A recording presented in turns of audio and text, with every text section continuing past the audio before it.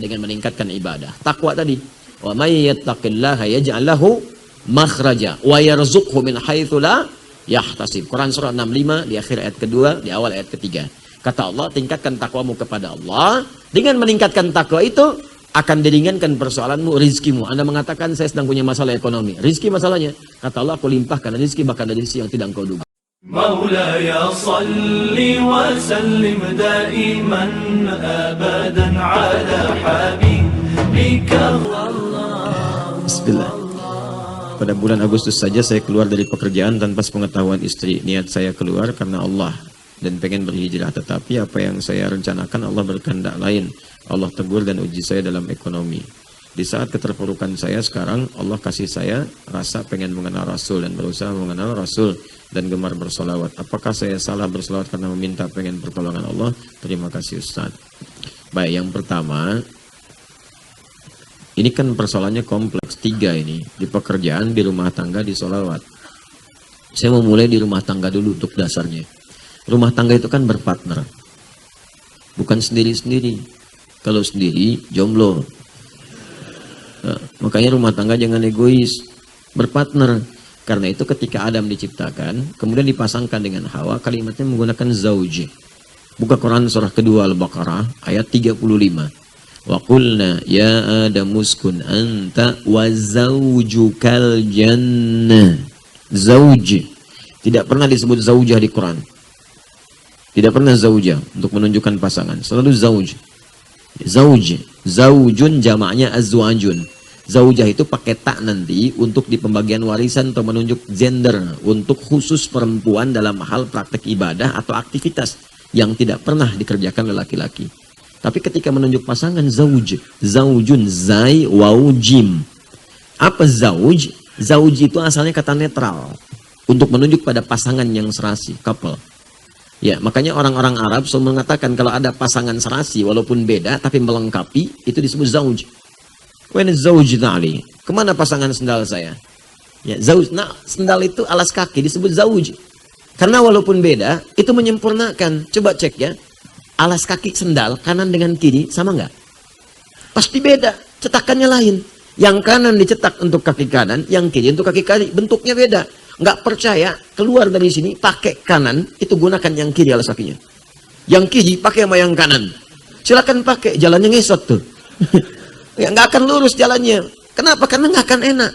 Tempatkan kanan di kanan, kiri di kiri, maka disebut zauj, sempurna. Dan dalam jalan pun indah. Kaki kanan dengan kiri beda kan? Ya, dan nggak pernah egois. Ketika kanan di depan, kiri pasti di belakang. Ketika kiri ke depan, kanan menjadi tumpuan. Nggak pernah ada kanan ingin balapan dengan kiri. Nggak akan nyampe-nyampe. Nggak akan nyampe-nyampe. Gitu kan? Ya, kalau mau sama-sama lompat jadi pocong. Contoh gitu kan. Jadi sesungguhnya zauj itu disebutkan kalimat yang saling melengkapi. Ya, bahasa tadi maksudnya canda gurauan gitu kan, orang yang tampak-tampak, jangan dipotong video saya. Ya, Adi Hidayat berbicara tentang pocong kan? Bukan. Ya, jadi kanan lewat, kiri tunggu, kiri lewat, kanan jadi topangan. Ya. Jadi kalau kita kemudian kumpulkan semuanya, tarik ke dalam makna tadi, di rumah tangga itu harus berpartner. Suami punya masalah, istri jadikan topangan, cerita, ngobrol, diskusi. Makanya di Al-Bukhari, nomor hadis ke-4-5 itu, dari Jabir bin Abdullah radhiyallahu ta'ala anhu, Nabi punya persoalan di awal menerima wahyu, pulang-pulang ke rumahnya, ya, melihat kemudian di pertengahan malaikat Jibril dalam rupa aslinya. Kan sering saya katakan hadis ini, siang-siang turun setelah periode Iqra. Iqra sudah turun, semakin gemar bertahanus datang ke Gua Hira. Ya, begitu naik ke atas, nggak dapat apa-apa, wahyu belum turun. Turun kemudian siang bolong, siang kosong. Begitu turun, tiba-tiba ada panggilan Muhammad, Muhammad. Ya, nengok kanan kiri nggak ada orang, depan belakang kosong. Nengok ke atas penasaran. Makanya yaqudu bainas sama'i wal ardi, tiba-tiba ada sosok kayak duduk begini antara langit dan bumi. Ya, diilustrasikan beginilah Anda keluar dari sini, dari masjid ini siang-siang jam 2. Ya, tiba-tiba keluar, ada panggilan, Cepi, Cepi, gitu kan. Nengok kanan kiri nggak ada orang, depan belakang kosong. Ke atas makhluk, jubah putih, rambut panjang, manggil, Cepi. Nah gimana kan? Faro'ibtu min, kata Nabi, saya tuh bulu kuduk saya naik. Khawatir, takut saya. Takut itu biasa, takut itu fitrah. Fitrah. takut dalam hal yang wajar. Ya, kalau nggak takut nggak wajar. Yang nggak boleh itu kalau kita takut kemudian teman-teman sekalian pada yang dilarang oleh Allah Subhanahu wa taala. Itu nggak boleh. Takut sholat, takut baca Quran, tapi berani bermaksiat. Nah, itu nggak boleh. Tapi kalau takut-takut yang wajar itu sah hukumnya, ya. Dengar suara malam hari takut, dengar suara siang hari takut. Nah, dengar begitu sedang konsentrasi ada singa mengaum. Nggak takut, mustahil, pasti takut. Pasti takut. Apa? Ya. Ya udah selesai hidupnya. Ya. Sekarang Nabi suruh ibtu minhu, saya khawatir takut bulu kuduk saya naik. Langsung kemudian pergi. Ya meninggalkan tempat itu tergesa-gesa. Sampai datang ke rumah. Ya mengucapkan salam, diketuk pintu, keluar Sayyidah Khadijah. Begitu melihat wajah istri karena sering berpartner. Istri ngasih solusi. Ada masalah, sampaikan, jadi pendamping yang setia. Jadi kalau ya seperti itu, ngelihat wajah aja udah tenang. Sama antum kalau ngelihat figur. Ustadz tertentu, orang tertentu yang baik, punya aura. Kan baru ngelihat aja udah tenang kan? Udah enak kan? Makanya dulu para ulama itu sering kali mendatangi ulama yang lain. Sebagian mengatakan kalau saya sedang ada futur nih, sedang gelisah, sedang gak enak, saya datangi majelis Imam Malik. Buat apa? Cuman mau ngelihat wajahnya aja Imam Malik, tenang hati saya. Itu saking hormatnya di antara para ustadz. Ngelihat fulan enak, datang majelis fulan, ngelihat, alhamdulillah tenang lagi, balik lagi. Ya. Masya Allah, tapi kalau dalam pengajian jangan begitu, coba lihat tenang, balik lagi ya kosong pengajian deh. Nah, ini contoh, lihat. Nah, itu seperti itu, tenang. Lihat Sayyidah Khadijah, saking partnernya tinggi, partnershipnya itu, ngelihat hilang setengah gelisahnya. Kata Nabi, zammiluni, tolong selimuti aku. Dibawa kemudian ke kamar, diselimuti Sayyidah Khadijah dengan lembut sekali. Keluar kalimat yang indah itu, bima makna zaujil karim, suamiku sayang, engkau orang baik, penyambung silaturahim, suka memberi, suka sedekah, yakinkan pada jiwamu yang paling dalam, aku akan bersamamu dalam suka dan duka. Berpartner. Maka hilanglah kemudian semua persoalan-persoalan. Tenang hatinya. Begitu tenang, muncul lagi makhluk yang tadi. Ternyata malaikat Jibril dalam rupa aslinya. Karena sudah tenang, ketenangan itu adalah setengah dari kesuksesan. Jiwa yang tenang melahirkan aktivitas yang cemerlang.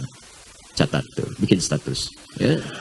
Tenang. Jadi kalau tenang itu solusi datang. Datang turunlah kemudian surat Al-Mudaththir itu. Ya ayyuhal mudaththir qum fa'anzir wa rabbaka fakabir. Itu asalnya begitu. Tapi rumus rumah tangganya partnership yang baik memberikan ketenangan dan memberi solusi. Jangan sembunyi-sembunyi. Di ketika suami sedang ada di depan, kiri istri jadi topangan. Istri di depan, suami topangan. Jadi kalau sedang punya persoalan, ngobrol, cerita. Jangan sendirian diselesaikan. Nah, karena itu, ini nanti persoalan nggak merambat kemana-mana. Ketika di keluarga sudah tuntas, dibawa kemudian dasar itu ke pekerjaan, pekerjaan akan terasa ringan. Kalaupun mengambil keputusan, diskusi akan ringan juga. Tapi kalau antum tidak lakukan itu, pekerjaan bermasalah, diputuskan sendiri, nanti merembet ke keluarga. Merembet nantinya. Betapa banyak orang punya pekerjaan kemudian bermasalah, nggak cerita ke rumahnya. Beli sepeda Brompton, nggak cerita. Bilangnya 5 juta, tahu-tahu 35 juta. Ketahuan istri, marah kan, ribut, semua diungkap. Pak, dulu juga listrik begitu, listrik yang kena. Yang lain kena, semua kena. Makanya cerita, ngobrol. Termasuk ini, punya masalah di pekerjaan, mau keluar, apa motivasinya? Saya ingin mengenal dekat dengan Allah. Orang yang dekat dengan Allah tidak menghilangkan juga perintah-perintah Allah. Di antara perintah Allah mencari rezeki supaya hidupnya nyaman. Supaya punya pakaian bagus, bisa menunaikan sholat dengan baik. Supaya bisa zakat.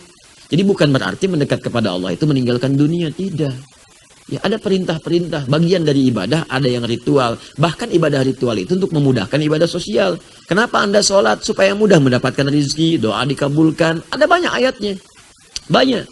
Ya, jadi semua ibadah yang kita kerjakan memudahkan kehidupan kita. Kenapa diminta zakat? Salah satunya adalah supaya Anda termotivasi bekerja dalam hidup dunia. Kan nggak mungkin zakat kalau nggak ada uangnya. Zakat itu 2,5%. Cita-cita dengan zakat Anda, pengen zakat berapa?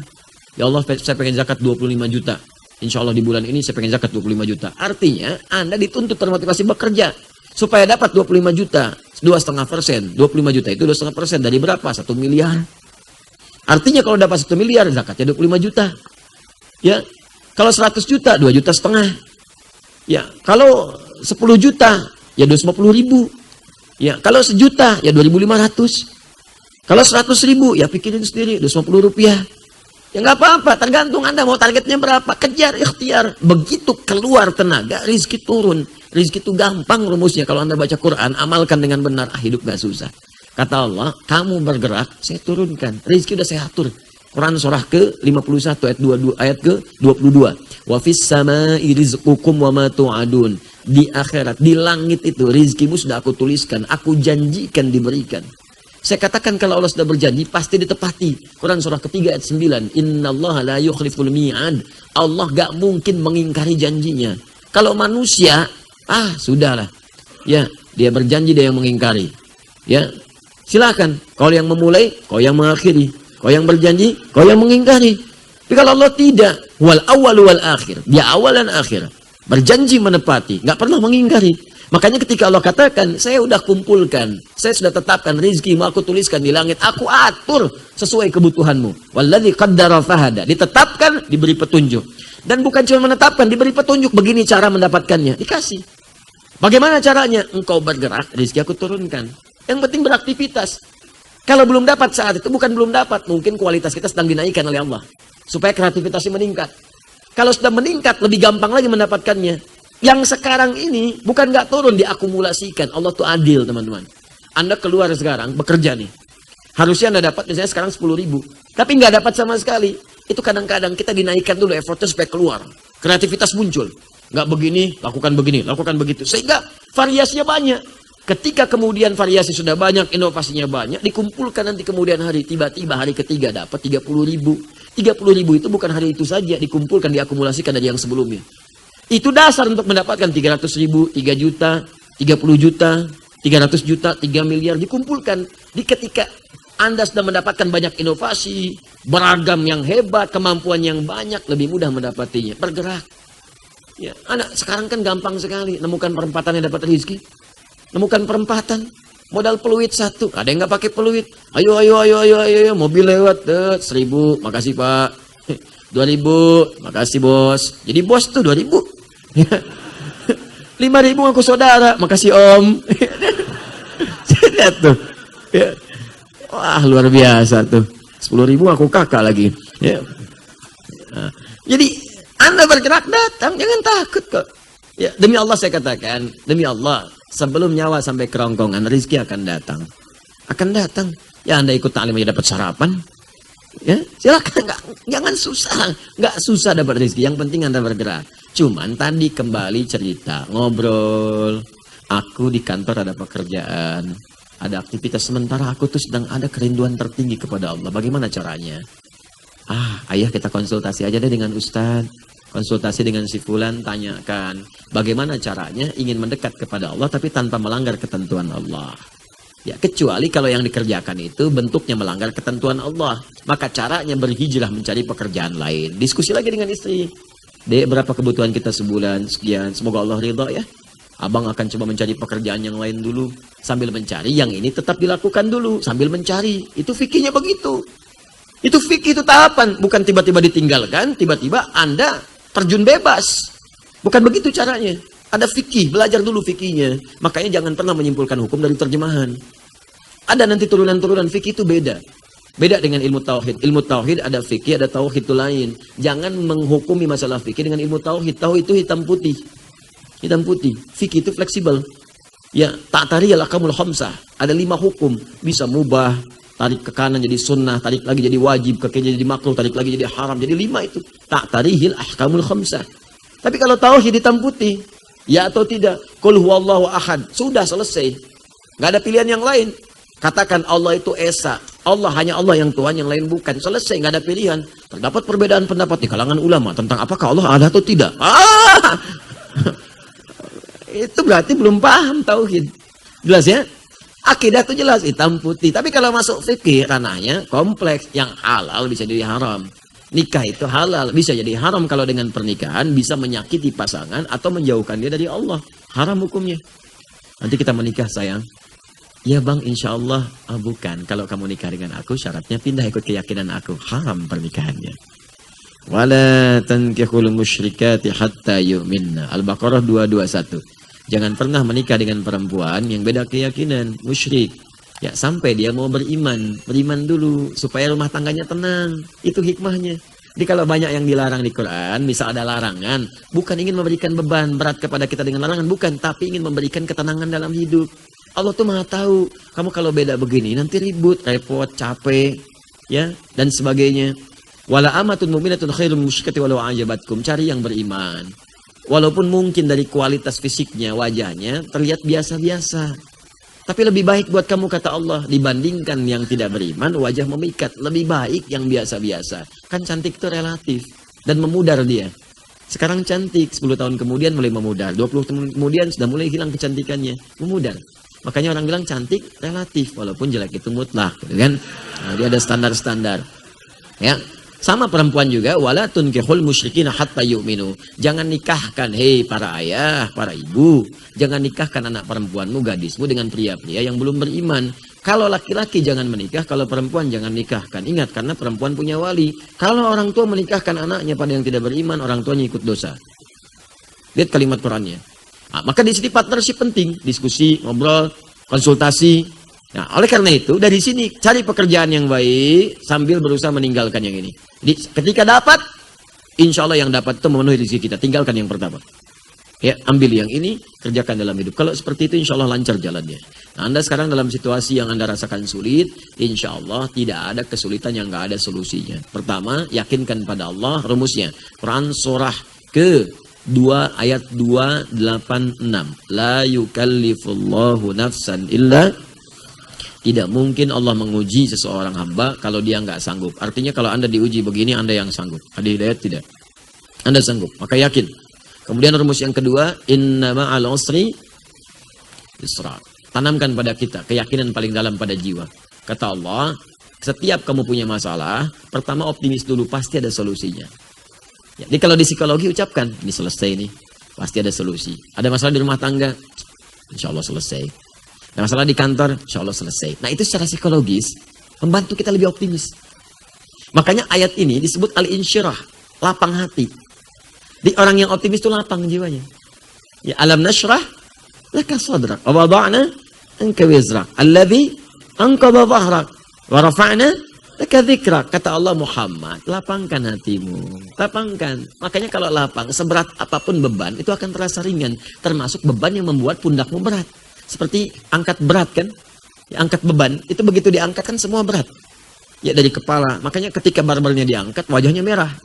Ya kan, kakinya jitan, tangannya susah, semua berat. Itu dilukiskan kata Quran, ada orang yang akan menanggung beban kehidupan, saking beratnya, dari kepala pusing sampai kaki lunglai. Tapi kalau hatinya lapang, itu akan terasa ringan. Ringan. Kata Allah, ingat, bukankah dulu aku berikan yang baik-baik. Jadi kalau sedang ingat susah, ingat yang senangnya. Coba hidup kita itu, daripada susahnya kan lama senang ya. Ya kan? Coba kalau diingat lama senang ya. Kalau seperti itu ingat, ringan hidup kita itu. Ringan. Nah, kemudian setelah itu cari wasilah untuk bisa mengentaskan solusi. Wasilah pertama adalah mendekat kepada Allah. Bagaimana caranya? Dengan meningkatkan ibadah. Takwa tadi. Wa may yattaqillaha yaj'al lahu makhraja wa yarzuqhu min haitsu la yahtasib. Quran surah 65 di akhir ayat kedua, di awal ayat ketiga. Kata Allah, tingkatkan takwamu kepada Allah. Dengan meningkatkan takwa itu, akan diringankan persoalanmu, rizkimu. Anda mengatakan, saya sedang punya masalah ekonomi. Rizki masalahnya. Kata Allah, aku limpahkan rizki, bahkan dari rizki yang tidak engkau duga. Bagaimana caranya? Tingkatkan takwa. Cari kalimat takwa di Quran. Banyak takwa itu. Puasa bagian dari takwa. Ya ayyuhalladzina amanu kutiba alaikumusiyam kama kutiba alal ladzina min qablikum la'allakum tattaqun. Al-Baqarah 183. Salat bagian dari takwa. Zikir bagian dari takwa. Tahajud, cari semua jenis salat. Mulai sekarang yang tadinya salat fardu, tambah tahajud, tambah duha, tambah syuruknya, tambah rawatibnya, tingkatkan salatnya. Demi Allah saya katakan, kalau Allah berjanji pasti ditepati. Kerjakan aja, nanti lihat apa yang terjadi pada diri Anda. Silakan kerjakan. Salawat, itu bagian dari takwa. Salawat. Man shalla alayya salatan wahidah, sallallahu alaihi asyar salawat. Siapa yang salawat kepadaku, kata Nabi, sekali, maka Allah akan membalasnya dengan 10 kali. Ya. Salawat pada Nabi. Memuji Nabi, muliakan Nabi, salawat itu tanpa putus. Maksudnya kalaupun Nabinya wafat, salawat tetap terjadi. Makanya dalam salat kita salawat. Silakan dalam salat kan salawat kan? Allahumma sholli ala Muhammad wa ala ali Muhammad, itu salawat. Jadi ketika kita sedang bersalawat, Allah berikan salawat. Salawat kita kepada Nabi itu beda dengan salawat Allah kepada kita. Awas, salawat maknanya dari Allah itu, salawat dari Allah maknanya satu, bisa ampunan dosa. Kedua, pemberian rahmat. Ketiga, pengabulan doa. Di orang yang banyak salawat, salawat Muhammad, Muhammad. Dalam hidupnya banyak salawat. Itu oleh Allah akan diberikan kemudian penjagaan. Ya, diampuni dosa artinya dijaga dari maksiat. Diberikan rahmat, dijaga dari yang mengganggu. Ahli salawat. Makanya itu bagian dari wasilah. Quran surah ke-5 ayat 35. Ya ayyuhalladzina amanu ittaqullah. Ya orang-orang beriman bertakwa kepada Allah. Wabtaghu ilaihil wasilah. Cari wasilah. Tawassul. Untuk mengentaskan persoalanmu. Dengan doa, dengan sholawat, dengan sholat, dengan macam-macam. Dan sholawat itu jamak dari kata sholat. Jamak dari kata sholat. Makanya saat Anda haji ada bus sholawat. Bis sholawat. Bis sholawat itu jamak dari kata sholat. Maksudnya bis yang mengantarkan Anda untuk sholat ke Masjidil Haram. Bukan bisnya sholawat. Masuk situ bisa sholawat. Allahumma sholli ala sayyidina Muhammad. Bukan. Ngantarin Anda sholat. Ya, jelas ya? Jadi kalau Anda ingin sholawat silakan. Ya, kemudian setelah itu sholat. Sholatnya kalau bisa jamaah ke masjid, cari. Terus kenalan dengan teman-teman. Ya, diskusi. Mungkin di situ akan bertemu dengan solusi Anda. Insya-Allah. كانوا قليلا من الليل ما يهجعون وبالأسحار هم يستغفرون